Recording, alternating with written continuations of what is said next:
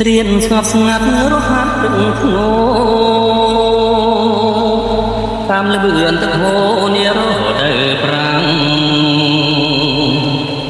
រំដួលដងសឹងប្រពំផ្លឹកបាំងបងកយគន់ខាំង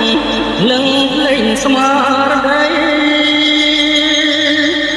ត្រអែមខ្មៅស្ទើអូនដើរម្នាក់ឯងជួបបងអ្នកថ្លៃចង់ធ្វើមុខស្រី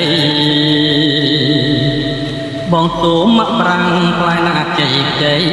ម្ដេចអូនធ្វើឲ្យហាងដឹងតែកា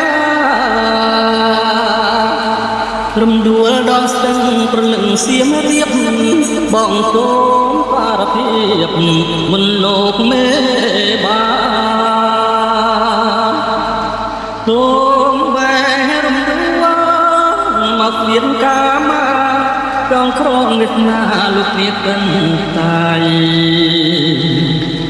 រហាន់ទឹកអើយជួយជ្រៀងលួងលោមនាងជេចំគួចចំមីថៃខ្ញុំសូមបែបនខ្វាយទឹកអប់ស្បៃសូមជួយដាក់ដៃ